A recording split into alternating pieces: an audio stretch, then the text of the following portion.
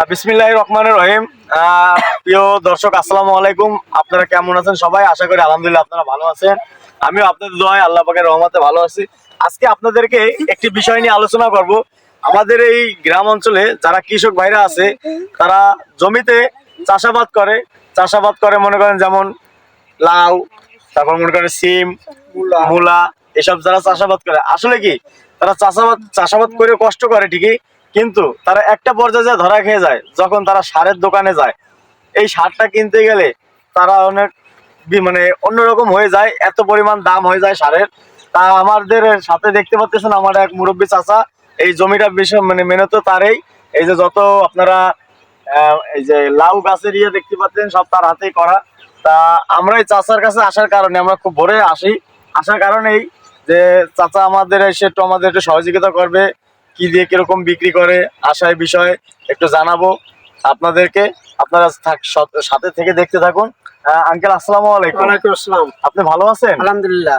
আচ্ছা, আপনার যে এই যে লাউয়ের আল্লাহর রহমতে দেখতে পাচ্ছি বিশাল লাউয়ের বাগান করছেন আপনি, মাশাআল্লাহ। কিন্তু লাউ বাগান করছেন, কিন্তু যে পরিমাণ গাছ গাঢ় হওয়ার কথা সেই ক্ষেত্রে এত পরিমাণ গাছ একটু ফাঁকা ফাঁকা কেন? এই বৃষ্টির জন্য এই ফাঁকাটা হয়ে গেছে, লেট হয়ে গেছে। বৃষ্টি এত না হলে আমাদের জমি এতদিন খুব পুরো ভরপুর হয়ে যেত। একমাত্র বৃষ্টির জন্য মাইটটা খেয়ে গেছে।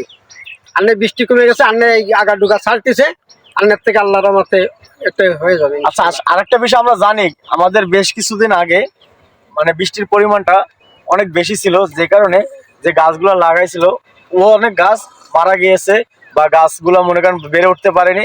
সেই ক্ষেত্রে এখন যেমন শুকনো মৌসুম হচ্ছে, এই জমিতে বলতেছে নাকি এই আঠু পর্যন্ত পানি হয়েছিল, সেই কারণে গাছের গোড়াটা নষ্ট হয়ে গেছিল।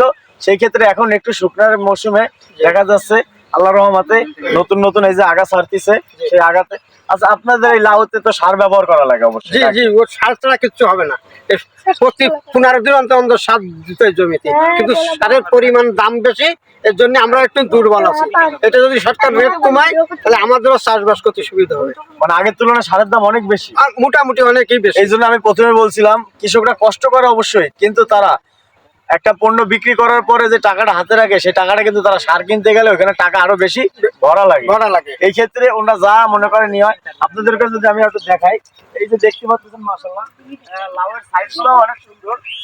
এখনো মনে হয় এই লাউটা নাকি আরো অনেক বড় হবে, এই লাউগুলো আরো বড় হবে, লাউগুলো দেখতেও হবে। আচ্ছা, আপনাকে এখান থেকে মেনে তো লাউ কত করে পাইকারি পিস কিনে নিয়ে যায় ব্যাপারীরা? ওই ছোট বড় যে 20 টাকা 25 টাকা 30 টাকাই খাইতে। দেখেন, আমাদের ক্ষেতের থেকে তারা দাঁড়ায় থেকে কাইটে নিয়ে যায় 20 টাকা 25 টাকা 30 টাকা, মানে সাইজ বুঝে। অথচ আমরা বাজারে যখন কিনতে যাই আমাদের কাছ থেকে দাম হাঁকায় এত পরিমাণ।